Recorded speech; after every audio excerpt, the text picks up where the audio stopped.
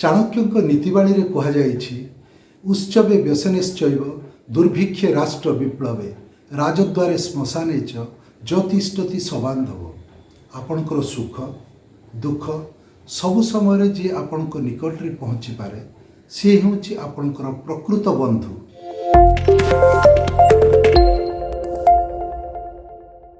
ବନ୍ଧୁ, ସାଙ୍ଗ, ଦୋସ୍ତ ଆପଣ ଯେଉଁ ଭାଷାରେ ଯେଭଳି ଭାବରେ କୁହନ୍ତୁ, କିନ୍ତୁ ଏଇ ଯେଉଁ ଶବ୍ଦ ଗୋଟେ ସାଧାରଣ ଲୋକ ମନରେ ଅଲଗା ଶିହରଣ ସୃଷ୍ଟି କରେ। ଇଏ ଗୋଟେ ଅଲଗା ଅନୁଭବ ଯାହାକୁ ନେଇକି ମଣିଷ ଖୁସି ହୁଏ, ଆନନ୍ଦ ପାଏ। କିନ୍ତୁ ଗୋଟେ ଜିନିଷ ଆପଣଙ୍କୁ ଦେଖିବାକୁ ପଡ଼େ ଯେ କେଉଁ ବନ୍ଧୁ କିଭଳି ଭାବରେ ଆପଣଙ୍କ ସହିତ ରହୁଛନ୍ତି, ଆପଣ କିଭଳି ତାଙ୍କ ସହିତ ରହୁଛନ୍ତି। ଏହା କୌଣସି ଏକପାଖିଆ କାହାଣୀ ନୁହଁ, ଏହା ଦୁଇ ପକ୍ଷର ଜିନିଷ। ତେଣୁ ଏ ବନ୍ଧୁ ଆପଣଙ୍କର ସ୍କୁଲର ସହପାଠୀ ହେଇପାରନ୍ତି, ଆପଣଙ୍କ କଲେଜର ସହପାଠୀ ହେଇପାରନ୍ତି।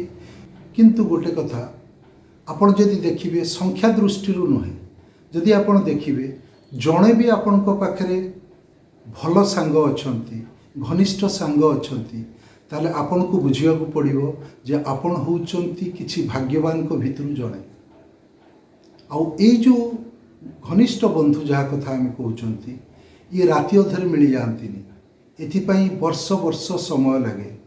ଏଥିପାଇଁ ବିଭିନ୍ନ ଝଡ଼ଝଞ୍ଜା ଦେଇକି ତାର ପରୀକ୍ଷା ଦେଇକି ପାର ହେବାକୁ ପଡ଼େ। ଆପଣ ଆପଣଙ୍କ ବନ୍ଧୁଙ୍କୁ ଯେଭଳି ଗୁରୁତ୍ୱ ଦେଉଛନ୍ତି, ତାଙ୍କର ଭାବାବେଗକୁ ବୁଝୁଛନ୍ତି, ତାଙ୍କର ଭାବପ୍ରବଣତାକୁ ବୁଝୁଛନ୍ତି, ତାଙ୍କର ସ୍ୱାଭିମାନର ଖ୍ୟାଲ ରଖୁଛନ୍ତି, ସେ ମଧ୍ୟ ସେତିକି ପରିମାଣରେ ଆପଣଙ୍କର ଯତ୍ନ ନେବା, ଆପଣଙ୍କର ଖ୍ୟାଲ ନେବା, ଆପଣଙ୍କୁ ଗୁରୁତ୍ୱ ଦେବା ଆବଶ୍ୟକ।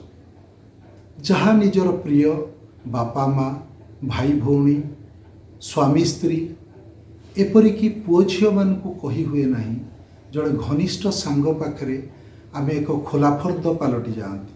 ଆମେ ଏଭଳି କିଛି ଜିନିଷ ତାଙ୍କ ସହିତ ସେୟାର କରନ୍ତି ଯାହା ଅନ୍ୟ କାହା ସହିତ ସେୟାର କରିହେବ ନାହିଁ। କିନ୍ତୁ ତା ଭିତରେ ଆପଣଙ୍କୁ ସ୍ଥିର କରିବାକୁ ପଡ଼ିବ ଯେ କିଏ ପ୍ରକୃତ ବନ୍ଧୁ।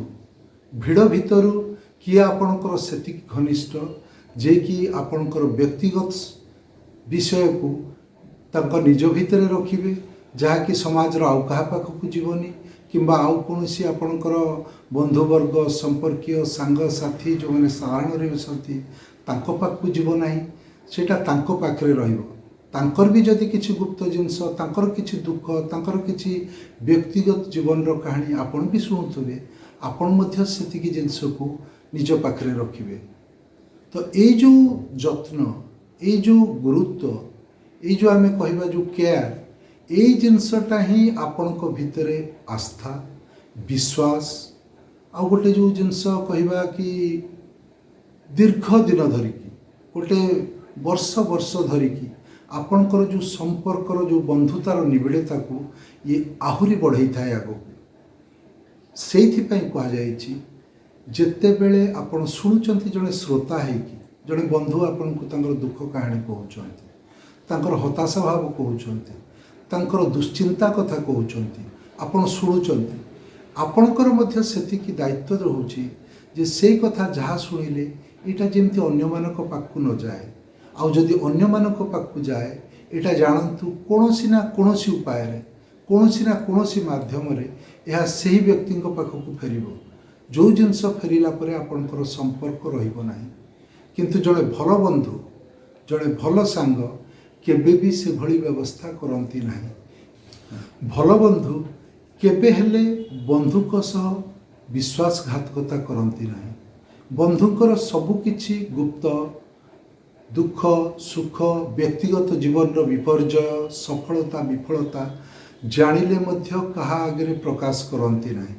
ଅନ୍ୟ କାହାକୁ ଏଥିରେ ଭାଗିଦାର ହେବାକୁ ଦିଅନ୍ତି ନାହିଁ। ଏପରିକି ତାଙ୍କ ନିଜର ପରିବାର ଲୋକ ମଧ୍ୟ ତାଙ୍କ ବନ୍ଧୁଙ୍କର କ'ଣ ଅଛି ସୁବିଧା, କ'ଣ ଅସୁବିଧା, ତାଙ୍କ ଜୀବନର ବିପର୍ଯ୍ୟୟ, ଏ କଥା ତାଙ୍କ ନିଜ ପରିବାର ଲୋକ ବି ଜାଣିପାରନ୍ତି ନାହିଁ। ଏହା କେବଳ ଦୁଇ ଜଣଙ୍କ ମଧ୍ୟରେ ରହେ। ଏଇ ଯେଉଁ ଦୁଇ ଜଣଙ୍କ ଭିତରେ ଯେଉଁ ସୀମିତ ରହେ, ଏହା ଉଭୟ ମଣିଷଙ୍କ କ୍ଷେତ୍ରରେ ତାଙ୍କର ଆସ୍ଥା, ବିଶ୍ୱାସ ଏସବୁକୁ ଧୀରେ ଧୀରେ ଧୀରେ ଧୀରେ ମଜବୁତ କରିବାରେ ଲାଗିଥାଏ।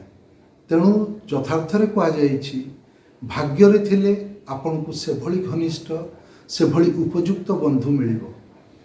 ଯେତେବେଳେ ଦେଖୁଥିବେ ସ୍କୁଲ କଲେଜର ଯେଉଁ ପୁରାତନ ବନ୍ଧୁ ମିଳନ ହୁଏ, ବହୁତ ଖୁସି ହୁଅନ୍ତି, ପୁରୁଣା ସ୍ମୃତିଚାରଣ କରନ୍ତି ଏବଂ ପୁଅ ଝିଅ ଭେଦଭାବ କିଛି ଯେମିତି ନଥାଏ, ସମସ୍ତେ ଏକାକାର ହେଇଯାଆନ୍ତି। କିନ୍ତୁ ଏଇ ଭିଡ଼ ଭିତରେ ଯେ ସମସ୍ତେ ଆପଣଙ୍କର ଘନିଷ୍ଠ ବନ୍ଧୁ ହେବେ ତାହା କହିବା କଷ୍ଟ। କାହିଁକିନା ଯେମିତି କୋଟିଏରୁ ଗୋଟିଏ ଭଳି ଆପଣଙ୍କୁ ଜଣେ ଭଲ ବନ୍ଧୁ ମିଳିବା ଯଦି ଆମେ କହିବା, ଏଇଟା ବହୁତ ବଡ଼ କଥା। ସାମାଜିକ ଦାୟିତ୍ୱ, ନିଜ କର୍ମକ୍ଷେତ୍ରର ଜଞ୍ଜାଳ, ୟା ଭିତରେ ଯେତେବେଳେ ମଣିଷ ଟିକେ ଶାନ୍ତି ଖୋଜୁଥାଏ, ନିଜେ ଜାଣେ ଯେ ମନକୁ ହାଲକା କରିବାକୁ ଚାହୁଁଥାଏ, ଠିକ୍ ସେହି ସମୟରେ ଏଭଳି ଜଣେ ବନ୍ଧୁର ଆବଶ୍ୟକତା ମଣିଷ ପାଇଁ ମହୋଷଧି ଭଳି କାମ କରେ। ପାରିବାରିକ ଦାୟିତ୍ୱ ଏବଂ କର୍ମକ୍ଷେତ୍ରର ଜଞ୍ଜାଳ ମଧ୍ୟରେ ଯେତେବେଳେ ମଣିଷ ଟିକେ ଶାନ୍ତିର ନିଶ୍ୱାସ ମାରିବାକୁ ଚାହୁଁଥାଏ, ମନକୁ ହାଲକା କରିବାକୁ ଚାହୁଁଥାଏ, ସେହି ସମୟରେ ଏହି ବନ୍ଧୁଙ୍କର ଭୂମିକା ଅତି ଗୁରୁତ୍ୱପୂର୍ଣ୍ଣ।